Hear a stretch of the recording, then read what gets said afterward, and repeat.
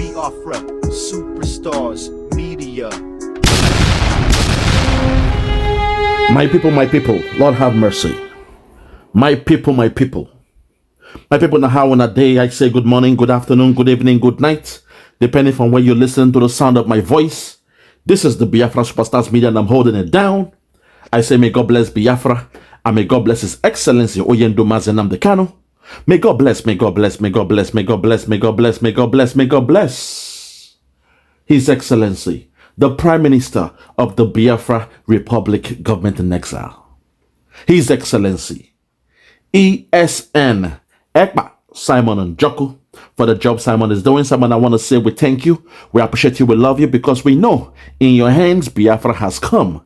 In your hands Biafra will be restored.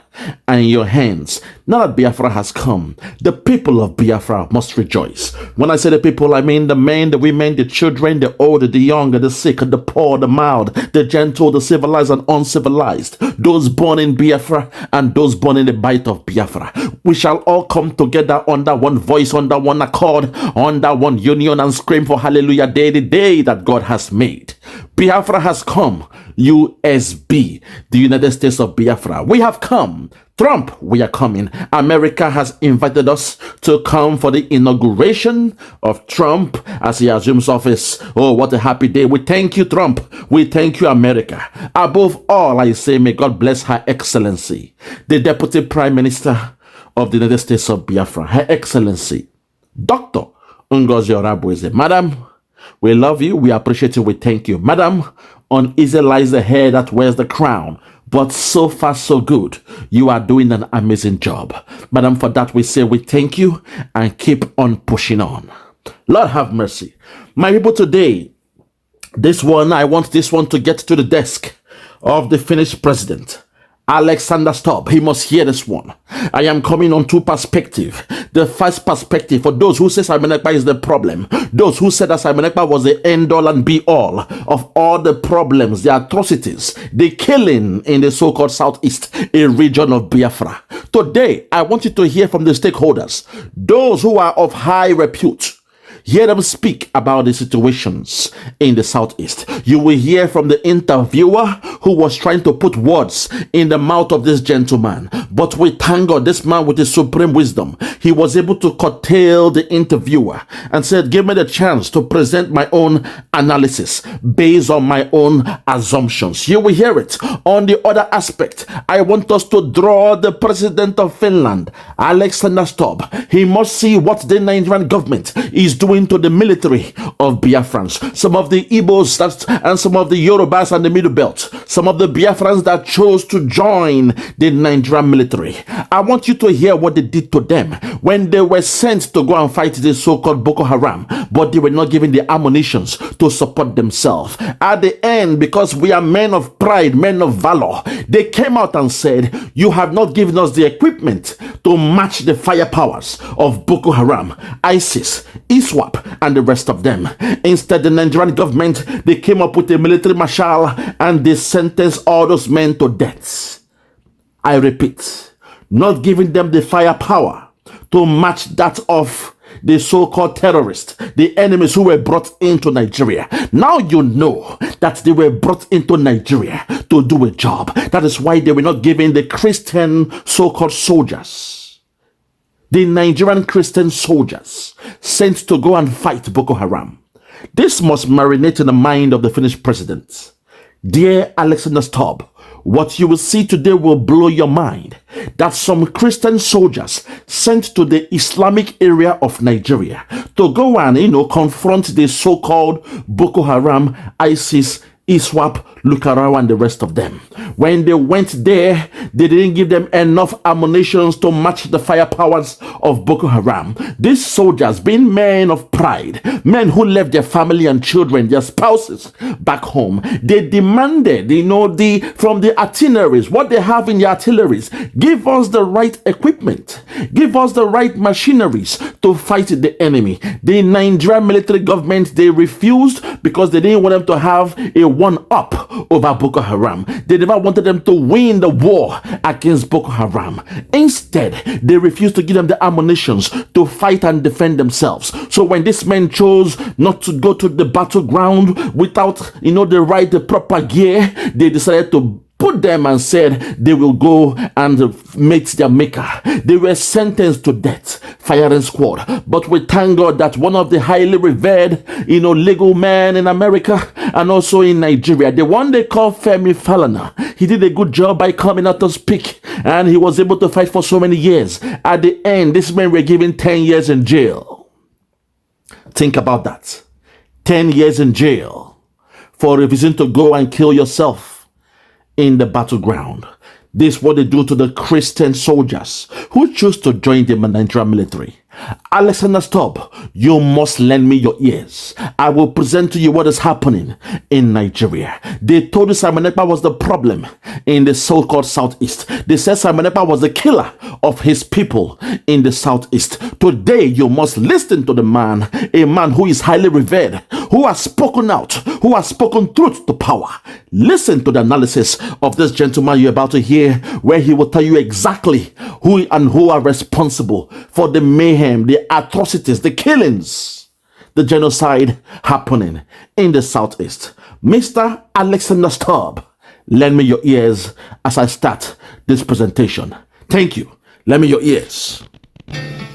Our attention is once again drawn to the security situation that has left many lives ending in a tragically gory state in the Southeast region. As the situation goes from what you could call bad to worse, making the unarmed civilian an endangered species in his daily life, the Nigerian military has been trying to forestall this ugly recurrence, while the regional security threat has spread its roots into widespread criminal activities and violence. I'm delighted to have the former PDP governorship candidate in 2021, currently a Labour Party stalwart, an immediate past president and chief executive officer of the Transco Group, Val Ozigbo. He joins us on Arise Prime Time. Glad to have you join me. Thanks so much, MD. Yeah, well done. Just like we talked about there, let's go to straight to the fact that Simon Ekpa has been arrested. And will this stop insecurity in the Southeast? What do you think? Also, I'm saying the emergence of a new female leader, a female, has occurred. So what do you think? Will this stop insecurity? Hold it there, Mr. Man. He came with a narrative. He was trying to put words into the mouth of this man. He said Simon Ekpa has been arrested. Will this stop the so-called insecurity in the Southeast? Also, a woman has now been made the leader of the movement. What do you think about it? This is how you feed, your analyst words to embellish on. But we thank God the guy who responded. His name is Valentine Ozigbo. I was so glad the way he responded. I will take it back. Listen to the question and see the way the guy responded. He was being fair and balanced in his analysis. This all I beg those from the zoo to do. When you are called upon to analyze things, be fair. Be fair in your analysis. Let's take it back. Listen to the question and see the way he broke it down. Let's take it back. No. We must take it back. Let's go to listen straight to the fact that Simon Ekpa has been arrested. And will this stop insecurity in the Southeast? What do you think? Also, I'm saying the emergence of a new female leader, a female, has occurred. So what do you think? Will this stop the insecurity we're experiencing in the Southeast? To be honest, I think for me, the place I want to start off this conversation is to try to paint a picture of how terrible things are in the Southeast. God bless this man. He said, no, with all due respect, the place he would like to start from is to paint a picture of how terrible things are in the Southeast. That's how you start your own analysis.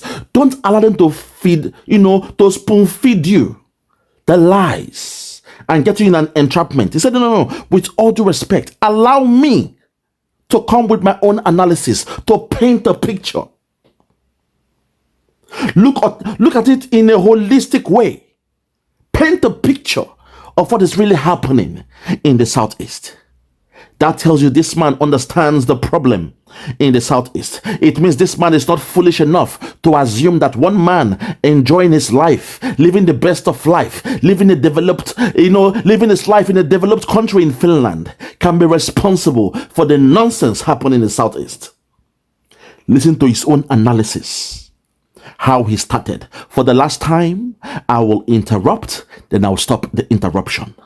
Listen to how he started. Respect to this man, Valentine Ozigbo. Respect to this man, this great man. I respect you. I appreciate you. Listen to the way he started the analysis. Very, very important. Listen to the way he started his analysis. Let's go. Let's go straight to the fact that Simon Ekpa has been arrested. And will this stop insecurity in the Southeast? What do you think?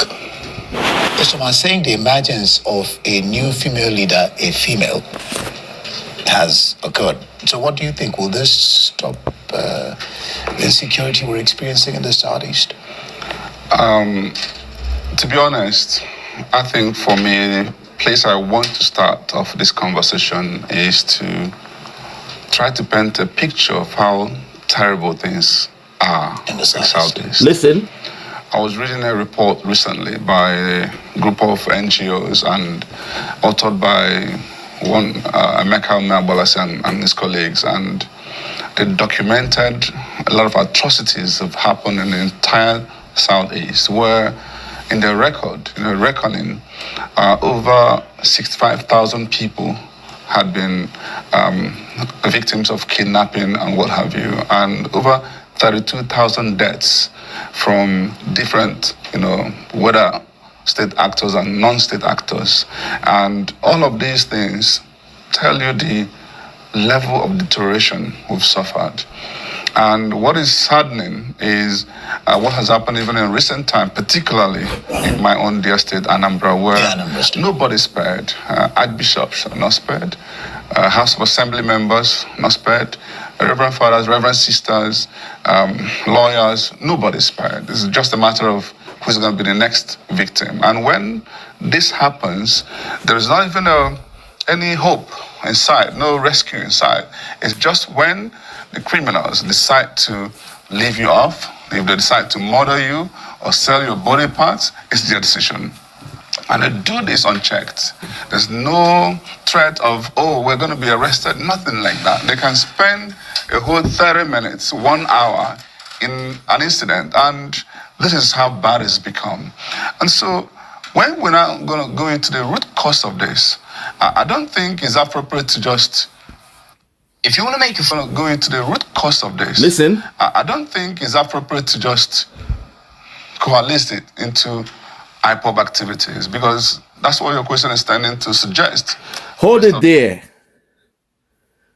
When it comes into going into this, he doesn't think it makes sense to corner it towards the IPOB activities, because that is what the question of the interviewer suggests. He's here to paint a picture, a full spectrum of what is going on in the Southeast. This video must get to Alexander Stubb, the president of Finland. To you, I say välkommen, tack så mycket, to those from the Scandinavian world. I am well versed. I speak so many languages. To Alexander Stubb, I say välkommen, you are welcome. Welcome. Step in and listen to the exact information. You want to know what's happening in the Southeast? Mind you, Southeast is a region in Biafra land. Listen to what one of the experts, those that have the technical know-how, the ability to reason, to paint a picture of what is exactly happening and who are the stakeholders. responsible for the situations happening in the Southeast. Alexander Stubb, it is not your citizen, Simon Ekpa, responsible. Do not punish a Finnish citizen for no reason. Listen to those, the who is who from Biafra land. Break it down. Let's continue. Simon Ekpa, will he stop as if... Take it back. Listen. To suggest. Rest of Simon Ekpa, will he stop as if that's the only... No. Let's go deep into what actually are the root causes of this issue. Okay. In my opinion, again, it's just when you have poor leadership, because even within the same Southeast, some states are better than some. Anambra is seen as the worst today. Enugu is relatively better. Abia is better. What are they doing differently? It's still the same. And guess what? Sam Ekpa is not even from Anambra State. Listen. Mazi Nnamdi Kanu is not even from Anambra State. Why is Anambra the worst? It boils down to issue of leadership. Now, let's talk about the IPOB. I believe that agitation actually is not a wrong thing in itself. Somebody saying, this is what I want, it's not a wrong thing. How you go about it could be wrong. And how also the government treats it could be wrong. And that's what we... Hold it there. Thank you very much. First of all, he just said an agitation is not the wrong thing to do. If you want to agitate for something, it's not the wrong thing to do. What matters is how you go about it, and also how the government goes about responding to the reason why you are agitating. Alexander Stubb, I want you to go and do your history. Do a research on what happened from 2012 when our leader Nnamdi Kanu came up with the organization IPOB, and what happened, what transpired in 2015 when a Fulani man was made president of Nigeria. The man they call Muhammadu Buhari. Do your research. I'm giving you an assignment to do your research. What happened in 2015, what happened in 2017, and also in the ultimate analysis, what happened or what transpired in Kenya in the month of June 2021. Your answers will bring you to the judgment for you to know that agitation is not a problem. The way we went about it was peaceful. It was the caliphate, those who were planning to Islamize Nigeria. They were the one that came with a heavy hand. They were heavy-handed because their intention was to Islamize Nigeria, and they saw the Biafrans as the stumbling block. Alexander Stubb, do your research, then continue with this video. Let's go there. Listen. I'm one of those who have called for release of Mazi Nnamdi Kanu. I don't think the continued detention, incarceration, and all of this is helping matters. And quite frankly, I don't know Simon Ekpa. We've seen some of the videos he does, and whether he changes, replaces, I think is irrelevant to what we're talking about. Because what has happened is that there are now huge criminal elements that hide under the auspice of IPOB to create all manner of issues. But truly speaking, they are not agitators. They are criminals. So what I say to leaders, forget about this nomenclature. Deal with criminals of whatever form. I think there you have it. Criminality is bound in every country. Every region you go in that zoo called Nigeria, there are criminals there. Around the whole world, in America, Australia, Canada, even in Finland, there are criminals bound everywhere. There is no country that has been able to, get rid of criminality in their country. So it's for them to do what is right in terms to deal with criminality, but for them to turn around and paint the picture as if everything happening in the so-called Southeast, that Simon Ekpa is responsible, that's something that we ain't going to accept. That's the lie, and that's the argument they're making. But this gentleman here, Mr. Valentine, he's letting you to know that criminality is bound everywhere, around the whole world. No country, not even Finland, is spared or has been able to get rid of criminality. So yes, there is criminality in the Southeast, but that has nothing to do with what we the Biafrans are doing. Let's continue. Listen. Has even made that statement. He said, let's call a spade and not an agricultural instrument. Let's call criminals criminals. Yes. And deal with them as criminals. Purely. So why is that not happening? I'll ask you this. Because you said it's a question of leadership. Yes. So have the governors of the security of the Herod SE of the Southeast, Listen. have they shared their responsibilities even with the security votes? The answer is yes and no. Okay. Again, you've raised another issue. You have the leaders, because we're talking particularly about the Southeast, even though you mentioned, of course, Nigeria in general. Have the leaders in the Southeast, do you think that they played the ostrich looking for the cause of the problem outside their shores? Listen. While the problem is within? Because I've seen so many leaders talk about, okay, I'm going to come to Nnamdi Kanu and all that. But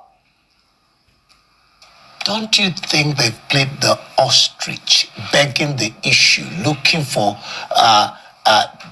somebody said it's only the rat that is inside that tells the one outside that there's fish in the kitchen. 100%. If you actually dig further, if you read this report I'm talking about, listen, it identified the real actors.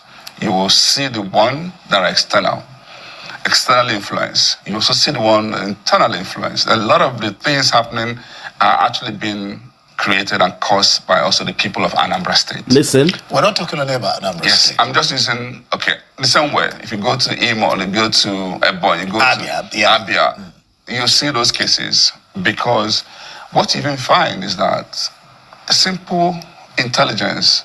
I sat down with a top police officer recently, and I said to him, well, I see effort he's making, what is going on? And he was blaming it on the locals. Do you know something may happen today here at this port? Listen. They will pursue, give a chase, and then when they get there, ask the locals, where did they go to? Nobody would talk. And I said to him, do you know why that is happening? It's happening because some of them are under oath, which means nothing. It's just a matter of they're getting intimidated. And some of them don't trust you guys to be able to provide this information because they don't know who they're talking to. Maybe once the information gets back to these criminals, that is this guy, you create a problem for that whole family. Listen. And so, what do? You think differently. It's all imagination, creativity. Create a whistleblowing opportunity and an anonymous way of gathering this information so that people are protected when they give out this information because you are the chief security officer. Officer in the state. That's all. You know, because what we discuss, I mean, we must not forget the fact that the purpose of the discussion anyway is to find solutions to these problems. I was discussing with a security expert, Kabiru Adamu, and he believes that a tripartite dialogue between the federal government, the state, and the leadership of the proscribed Biafran groups, especially Kanu, and this can iron out a political settlement to eliminate insecurity in the Southeast in its entirety. What do you make of this as a solution? I agree with that submission. You know why? Don't give anybody any excuse anymore. If we solve this problem and Nnamdi Kanu is out, you now know that the rest of the people making the noise are criminals. So it's not a case of debating, are they agitators, are they criminals? So agitators, they have basically not much reason anymore. So everybody who causes any other mayhem is a criminal. They treat him as one. Secondly, we go beyond just governor and presidential, and let's also bring it regional. I like to see the governors of Southeast come together and throw away their egos, just come together, blend together, and solve this problem commonly. Because the idea of you chase them in Imo, they run to Anambra, you chase them in Anambra, run to Imo, doesn't help anybody. But if they are able to come together, you chase them concurrently, and they will have no place more. Ebubago, what has he been able to do? As far as I'm concerned, the answer is in the result. I don't celebrate effort. Security has worsened in Anambra State and Southeast. Let's figure out how to get it solved. What we've done so far hasn't worked. The only thing I've seen is some states who have made some appreciable improvement. And what I keep mentioning these states so that let my governor go and copy and replicate what they're doing so that at least we can feel a little bit safe while hoping for other bigger strategies. And these things are things that can be deployed just within the next 2. It might actually be that, no, we don't want to be alone because there's a debate as to what side is better. But let me tell you what actually is going on.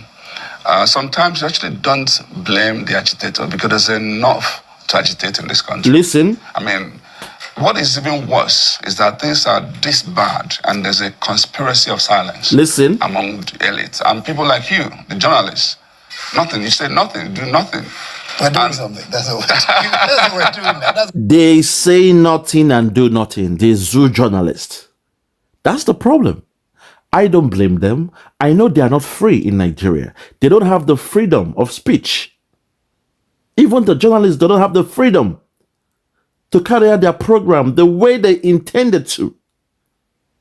There is no more investigative journalism in Nigeria. If you try it, you are going to jail. If you try to carry out an investigative journalism, you are going to jail. You'll be locked up and the keys will be thrown away. So I understand to an extent. That's why I share empathy. I show empathy for the journalists in that zoo called Nigeria. They are not free. My only worry with them is they go with the script of the Nigerian zoo government. That's my problem. They go with the script. Whatever they are being told, they skip to the loo of the Nigerian military, of the Nigerian government. That's the problem. Let's continue because of time. We're discussing so you can't say we said nothing. And then some of the former leaders, governors and co, because they all have EFCC files, nobody says nothing. That's the worst thing that can happen. That is the worst thing that can happen to any nation. That even the governors, because they've got files in the EFCC, they are being blackmailed. Their hands are tied.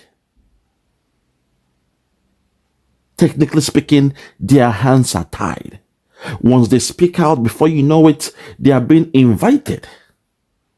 The present and the past governors.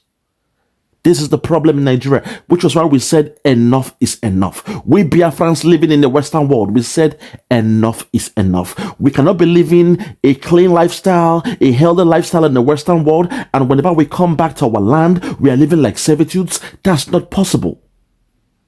Hence, we said enough is enough, and we had to redeclare our freedom because we cannot be living as beggars, as slaves in our own land. Alex and Stubb, that's all we are doing. Nigeria is being Islamized as we speak, but the politicians are saying nothing. If they speak, they are in trouble. As we speak, in the Yoruba land, the land of Oduduwa, Sharia is now becoming something that will be implemented very, very soon. And the Yorubas, they are trying to fight the good fight. They are trying their best to fight the good fight. Once there is Sharia law in Yoruba land, it means, technically speaking, the Yoruba land has been Islamized. The moment there is a Sharia court in Yoruba land, then it means Sharia law is thriving. And over time, because these guys, they go nowhere. They will remain in your land for the next 100 years. Over time, you will be Islamized.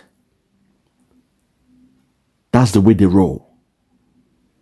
The same way they took Kwara State, Kogi State. They are coming for Oyo State to the Yorubas. The resource in Oyo State is too much. The gold found in Oyo State, it is too much. They are coming. They are coming. They are coming. Koiki Media, this must get to Chief Dr. Sunday Adeyemo, aka Sunday Igboho. They are coming. They will come with Sharia. Once they come with Sharia, they will now bring their headsmen into your farm. You've already signed an MOU in Oyo State that Mietiala can come with their cows and cattle. You have signed an MOU in Oyo State for them to come in. So once they come in, they will come with their cattle. Before you know it, the headsmen will come with their guns and their cattle. They will be protecting the land while mining is taking place. That's the game. That's what they've come with to the Yorubas. They are coming. They are coming. They are coming. Sharia law is coming. Islamization is coming. We the Biafrans, we are their stumbling block. That is why they hate us with a passion. But they are coming. They are coming. They are coming. Let's continue. So criminality, everybody keeps quiet. So on that note, Nnamdi Kanu was speaking up, It's actually commendable. Someone was speaking up. Sometimes he goes overboard, and some of us will cringe. No, you're going too far. But he wasn't. There's actually a good premise for people to agitate in this country. And guess what? It wasn't exclusive to Southeast alone. Almost every part of this country. Today, I don't see anybody agitating more than the northern part of Nigeria today. Okay. They are all agitating.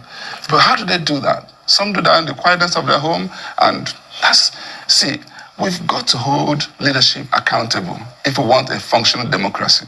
So, but how they managed the whole Nnamdi Kanu thing was and the same thing happened with Boko Haram, by the way.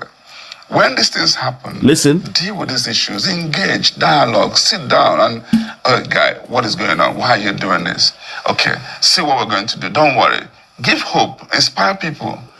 Alexander Stubb, this was why I gave you an assignment. Do your research on what happened in 2012, the advent of IPOB. Do your research of what transpired between Buhari government and Nnamdi Kanu in 2015. Do your research of what happened in the home of Nnamdi Kanu in 2017. And also do your research on what happened in Kenya. When Nnamdi Kanu was on holiday in Kenya, he went to Kenya with a British passport. He was on holiday in Kenya. And the Nigerian government went to Kenya to kidnap him. That was the origin of the problem. Alexander Stubb, that was the origin of the problem. I gave you an assignment. Do your research. And once you get the answers, you will release that gentleman called Simon Ekpa in Finland. He's got no case to answer. Nigeria knows this. But unfortunately, those amongst him, those we call our own, the saboteurs amongst us, they have connived, they have colluded to give a Simon Ekpa a bad name. Alexander Stubb, Simon Ekpa is a good guy. He is the one protecting us from being Islamized. Do your research. And once you get your findings, you will appreciate Simon Ekpa the more. Do your research. I dare you to do your research. Let's continue. I've just fizzled away. But no, it's a case of even when they go to court and you see that everything is now being manipulated, begin to see political dimensions to it. Even the Simon Ekpa, there was a lot of accusation that it was opposition, different other parts were funding him to keep doing what he's doing. We don't even know the truth anymore. But the truth of the matter is that I honestly believe in not digging too much as to the issues in the past. What do we do going forward? And this is where I come in. We need pragmatic leaders who will sit together and say, let's stop blaming this. Take ownership. Because when you hold yourself accountable, imagination things, and then in the case of Anambra State, I've said it, why can't we just come together as a people? Whether some of the of IPO, the church, the Igwes, the government people, the town unions, the traders, let's come together and have a proper dialogue. Where do we go from here? Well, I appreciate that, my good brother Valentine. You've spoken well, but unfortunately, we have crossed the Rubicon. The days of dialoguing is gone. That zoo had the opportunity way back. Men of God came out and told them, dialogue now, dialogue now, dialogue now. I see a young puppy growing, dialogue now. But they said, no, they won't dialogue. Because they assumed because they've kidnapped Nnamdi Kanu, that was the end of Biafra. So the days of dialoguing is gone. We have crossed the Rubicon. There is no more going back. And there is no more turning back. We have passed that stage. We have now declared a nation. And before the eyes of Nigeria, they will see what will happen. When we start having all the accolades, when countries come around and they recognize us as a nation, then and only then, Nigeria will be forced to smell the coffee of reality. At this point, my people, I want you to see what is happening. I want you to see what is happening to the Christian soldiers. Lord have mercy. Lord have mercy. What you're about to listen to is the story of the Christian soldiers, the Biafran citizens who still believe in Nigeria, who joined the Nigerian military, the Yorubas who joined the Nigerian military. I want you to hear that story. When they were sent to go and die, they were sent to a war front without ammunitions. And when they fought for their rights, saying, no, if we should go into this battle, we need the proper gear. These men were condemned to death. Damn if you do, damn if you don't. Alexander Stubb, I want you to come and listen to the story about Nigeria, how they treat the Christian soldiers in the Nigerian military. Because deep inside, they know that they hail from the eastern region, which is the Biafra. Listen to the story of the Biafran soldiers that foolishly are still part, or were still part, of the Nigerian military. Listen to how they treat us, even in the military. I know this will never happen in Finland in a million years, but listen to the way they treat those from the eastern region that foolishly joined the Nigerian military. And as we watch this video, any other Biafran who is still wearing the Nigerian military uniform, if you're wise, watch this video and learn what will happen to you when your time comes. You say you don't know, you go know. When time don't come, you go know. You say you don't know, you go know. Time don't come now, you go know. Let's watch this and learn from this story. Alexander Stubb, lend me your ears. Listen. Soldiers faced an army court-martial and were sentenced to death for mutiny before it was commuted to 10 years imprisonment. However, 3 years after a Council of State pardon, the 70 soldiers are yet to receive their terminal benefits and discharge certificates from the army. In this special report, Arise correspondent Oyeteme George examines the issues and how the ex-soldiers are coping since their unceremonious exit from the army. Listen. From a distance, a lonely canoe and two figures paddle in the Fangbe River in Yenagoa Council area of Bayelsa State. The water is quiet, save for the meaningless chatter of happy children as the weary fishermen approach the shore.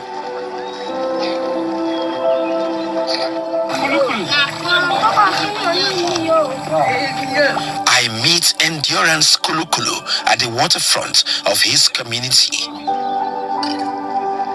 After toiling all day, all he gets is this dangling fish, struggling for survival. The young man was a private awaiting promotion in the Nigerian army in 2014 when he and other soldiers faced a court-martial for refusing to fight terrorist organization Boko Haram in a special mission to recapture Dalua and Damboa in Borno State.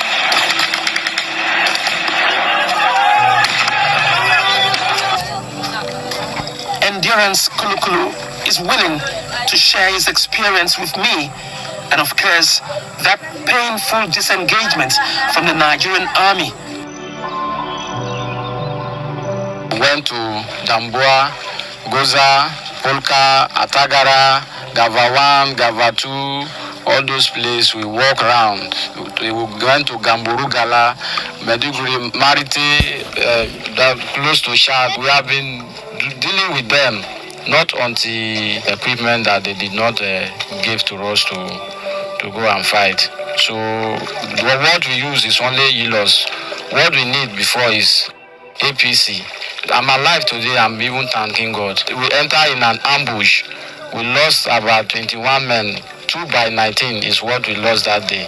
So we now say they should give us this weapon to fight those deadly sects. They refuse to give us. So we say, except they give us that thing, we cannot go and commit suicide. Hold it there. Except they give them the right weapon, they ain't ready to go and commit suicide. They knew what the enemies were using at the war front. The Nigerian military, they have the same armory, but they refused. They refused to give them the same firepower to match that of Boko Haram. And when these soldiers, they refused to go back into the war front, they were court-martialed and were supposed to be killed by firing squad. Alexander Stubb, this is the situation the so-called Biafrans, Christians that joins the Nigerian military. This only happens to them whenever they choose to fight for their right. Let's continue. Very, very sad one. Nigeria is not being fair to us. I fought for this country in the Northeast there more than a year, and you discover that when we embarked on mission, we lost some competent men that are supposed to be the defender of this country because of inferior weapon. And we are still appealing to the government that without that weapon, this country cannot withstand the challenge that is ongoing. For how long that the military are there fighting in Maiduguri? If we are being given the appropriate weapon, fighting Boko Haram won't take us more than 6 months, because I know the training we had. Do you hear that? Do you get that? Sunday Godwin was a private at the time of the incident.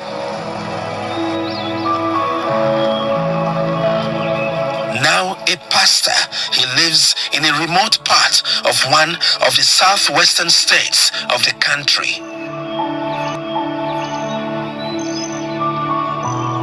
The army authorities charged a total of 58 soldiers with mutiny and were sentenced to death by a court-martial in December 2014 for demanding weapons when the general officer commanding the 7th Division of the Nigerian Army visited a military camp in the war zone.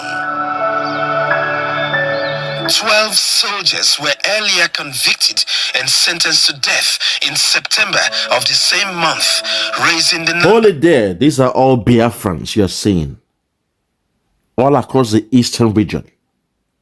These men you are seeing being sentenced to death, they are Biafrans, the stubborn ones that chose to join the Nigerian military. Let that sink into your mind.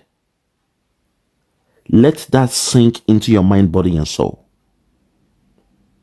That anywhere we find ourselves, we are faced with the same situation. Even when you join their military, you are still faced with death. A death penalty. For asking for what is right, what is just, and what is fair. The military steals all the money. They buy and sell the ammunitions and keep the money to themselves. And when you are fighting against Boko Haram, they refuse to give you the same firepower that matches that of Boko Haram. And when you complain, you are condemned to your death. Let that sink in. Alexander Stubb, this has been our story. That even when some of the coward ones run to the military of Nigeria, assuming that will solve the problems, the moment they claim they cross the line, they pay with their life. Let's continue. To 70 on death row. That's in 2014. Take it back, listen. The number to 70 on death row. That's in 2014. December 17. We were given death penalty by firing squads. We were moved to Kirikiri prison. Death penalty by firing squad for asking for what is right. They were condemned with death penalty by firing squad. Lord have mercy. Ah, God. Oh my God. Ah, God. Your enemy will be your enemy. If you like, pretend to be their friend. Pretend to join their military. Your enemies, they know you. And they will always be your enemy. They were condemned to death by firing squad. Biafrans in the Nigerian military. Alexander Stubb, this has been our story. This has been what we go through every day in Nigeria. The hate they have for us is too much. That even when you join their so-called military, the moment they feel you have crossed the line, you and your colleagues will be court-martialed and sent to death. These ones, they are lucky. What about the other ones that couldn't make it? What about the other ones that didn't have the luxury to have their story heard by Femi Falana? This is what we go through every day in Nigeria. Alexander Stubb, this is what Simon Ekpa is trying to stop in Nigeria. Hence, we are saying enough is enough. It is time for us to go. We are tired of being killed. They treat us like animals. We are less than humans in Nigeria. This is why we want out. This is why we came to Finland to redeclare our freedom, because we have done all analysis. We have dot all our I's, crossed all our T's. All stones have been left unturned. All turns have been left stoned. We have done everything. We have done all the research. And the only answer, the only solution for the Biafran people is to let go Nigeria. That was the only solution. We have tried all analysis. We have spoken to all experts. We've looked inwards. We've looked outwards. The only solution is to divorce ourselves from Nigeria.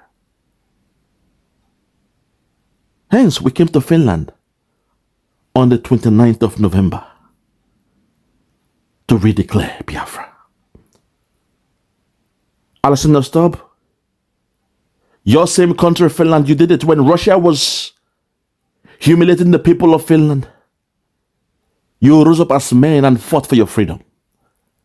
Not only that, today, you are one of the advocates speaking on behalf of Ukraine. You are speaking for the freedom, the liberation of Ukraine.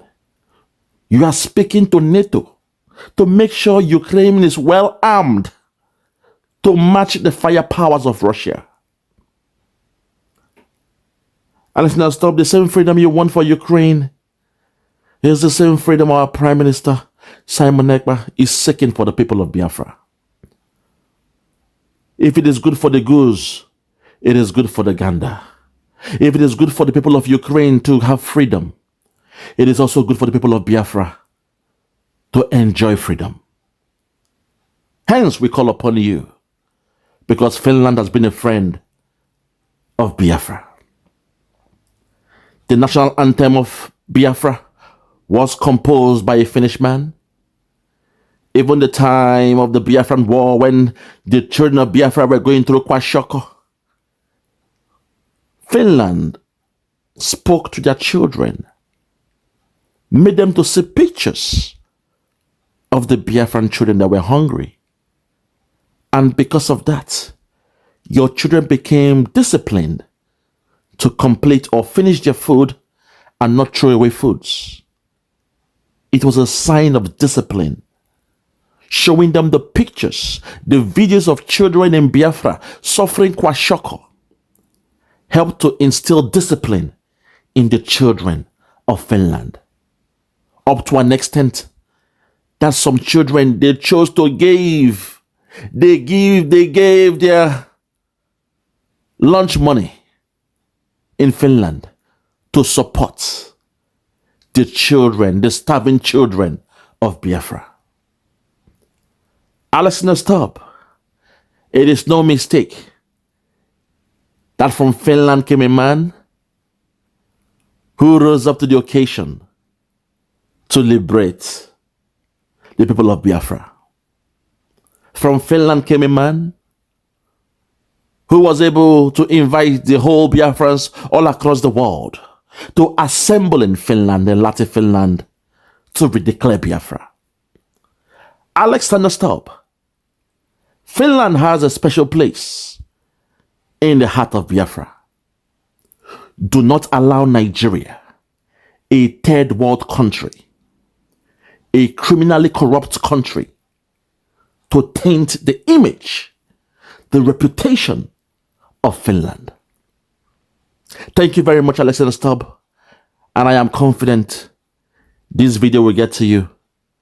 And once you have done your research about the year 2012, 2015, 2017, and 2021, you will come to the realization that of a truth, Mazi Nnamdi Kanu and Mazi Simon Ekpa are great freedom fighters that must be emulated all across the whole world.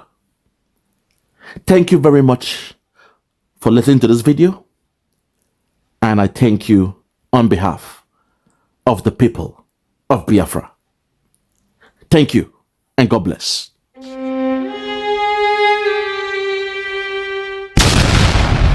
Yeah, check me out. Superstars Media. Lord Lugard, Bloomington, Lord Lugard, and it's Wild Flora Show. 1914 amalgamation is what we dying for. 3 nations to 1 nation, ever since annihilation. Nepotism is nonsense. You and you, clap your hands. Biafra gonna come, clap your hands. Biafra, Odudua, we're free now. Freedom is gonna come, we're free now. Yeah.